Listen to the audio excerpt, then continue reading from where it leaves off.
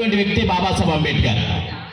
ఆ విద్య ద్వారానే సమాజంలో మనకి రిజర్వేషన్ రావటానికి కానీ పూణేలో జరుగుతున్నటువంటి అంశాన్ని మనం కనుక తెలుసుకుంటే అర్థం చేసుకుంటే ఒళ్ళు జలకరేస్తుంది.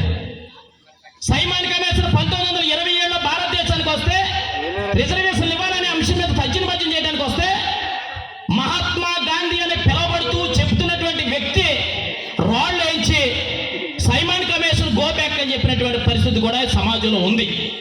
అందుకని చెప్తాడు, మమ్మల్ని అవమానించారు, మేము భారతదేశంలో అధ్యయనం చేస్తా ఉంటే ఇబ్బంది పడతా ఉన్నారు కాబట్టి మీరు ఏదైనా ఉంటే కనుక ఇంగ్లాండ్ రమ్మని చెప్పి సైమాన్ వెళ్ళిపోతే అక్కడికి వీళ్ళందరూ కూడా సమస్యలు చెప్పుకోవడం కోసం ఒక పక్కన అంబేద్కర్, ఇంకొక పక్కన గాంధీ గారు, ఇంకొక పక్కన మహమ్మద్ జిన్నా ముస్లింల పక్షాన వెళ్ళి అక్కడ మాట్లాడుతున్నప్పుడు ఒక పక్కన మాట్లాడుతూ ఉంటాడు అంబేద్కర్, అయ్యా భారతదేశంలో ఉండబడే అస్పృశ్యులుగా అంటరాని వారుగా నా జాతిని పక్కకి రానివ్వట్లేదు, మాకు రిజర్వేషన్లు కావాలి, మాకు హక్కులు కావాలి, మమ్మల్ని మనుషులుగా చూడట్లేదు, మేము చదువుకోవడానికి అర్హత లేదంటా ఉన్నారు, ఏ గుడికి రానివ్వట్లేదు, ఏ బడికి రానివ్వట్లేదు అంటా ఉన్నారు. ఇంకొక పక్కన గాంధీ గారు అంటాడు, అబ్బాయి ఏమీ లేదండి, భారతదేశంలో అందరూ మేము సమానమే, మాకు అసలు తారతమ్యం లేదని చెప్తా ఉంటాడు. ఇంకొక పక్కన జిన్నా గారేమో మా పాకిస్తాన్ ఎడగొట్టేమని చెప్పే పరిస్థితి. ఈ ప్రక్రియ జరుగుతూ ఉన్నప్పుడు అంబేద్కర్ పిఏ చెప్తాడు, అయ్యా ఇంటి దగ్గర నీ కొడుకు చనిపోయాడని చెప్పినప్పుడు అంబేద్కర్ ఒక మాట అంటాడు, నా కొడుకు చనిపోయాడా అని మళ్ళా వివరణ అడిగినప్పుడు చనిపోయాడని చెప్తాడు. అంబేద్కర్ చెప్పినటువంటి మాటని ఒక్కసారి మనందరం కూడా గుర్తు చేసుకోవాలి. అప్పుడు అంటాడు అంబేద్కర్, నేను గనక ఇంటికి వెళ్తే నా కొడుకు అంత్యక్రియలే నేను చేసుకోగలుగుతాను, కానీ నేను గనక ఈ రౌండ్ టేబుల్ సమావేశం నుంచి బయటకు కనుక వెళ్తే ఈ భారతదేశంలో అస్పృశ్యులుగా అంటరాని వారిగా ఉన్నటువంటి వర్గాలన్నీ కూడా నాశనం అయిపోతాయి కాబట్టి నాకు జాతీయ ముఖ్యం చెప్పినటువంటి గొప్ప వ్యక్తి బాబాసాహెబ్ అంబేద్కర్.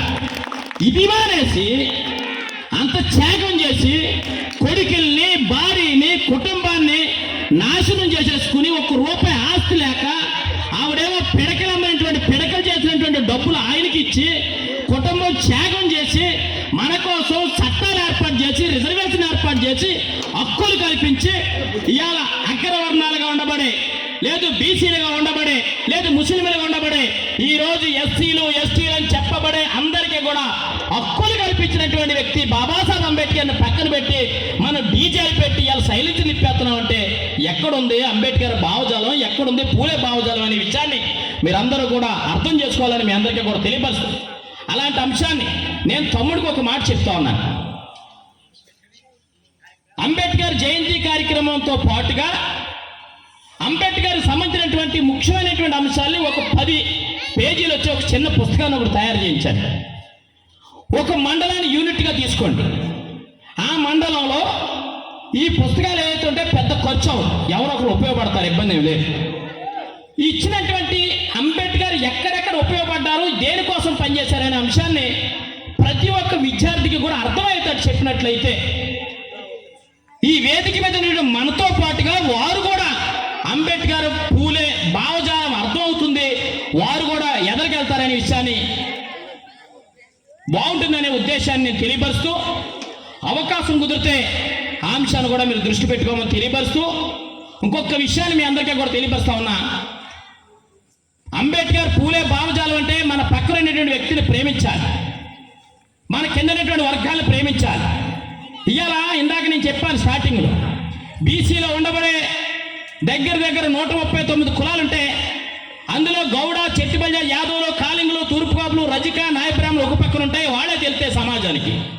కానీ తెలియనటువంటి కులాలు గంగిరెద్దుల, మందుల, బుడబుక్కల, దేవర, పిచ్చుకుంట్ల ఇలాంటి కులాలు దగ్గర 52 కులాలు ఉన్నాయి. ఈ కులాలన్నీ కూడా అనవారి కారణాల చొప్పున ఈ జాతుల కోసం మాట్లాడే వాళ్ళు ఎవరు లేని కారణంగా బీసీలో పెట్టబడ్డాయి. వీళ్ళందరికీ కూడా ఎస్సీ ఎస్టీ హోదా ఇవ్వాల్సింది అని చెప్పి అప్పుడు అనేటువంటి ఉషా మెహ్రా కమిషన్ కానీ, లోకూర్ కమిషన్ కానీ, లేకపోతే అనేక కమిషన్లు రికమెండేషన్ చేసినా జరగలేదనే విషయాన్ని కూడా ఈ సందర్భంగా మీ అందరికీ కూడా తెలియపరుస్తూ, ఈ అన్ని వర్గాల కోసం నిరంతరం పనిచేస్తున్నటువంటి మా తమ్ముడు సిర్రా గోపాల్ గారికి హృదయపూర్వక జన్మదిన శుభాకాంక్షలు తెలియజేస్తూ, ఇలాంటి కార్యక్రమం ఏర్పాటు చేసినందుకు మరొక్కసారి అభినందనలు తెలియజేస్తూ, జై భీమ్ జై పూలే తెలియజేస్తా ఉన్నా. అంబేద్కర్ అందరివాడు తప్ప కొందరువాడు కాదనే విషయాన్ని మనందరం కూడా తప్పనిసరి చెప్పవలసినటువంటి బాధ్యత ఉందనే విషయాన్ని మీ అందరికీ కూడా తెలియపరుస్తూ, అవకాశం ఇచ్చినటువంటి సభాధ్యక్షుల వారికి హృదయపూర్వక ధన్యవాదాలు తెలియజేస్తా ఉన్నాను. జై భీమ్ జై పూలే.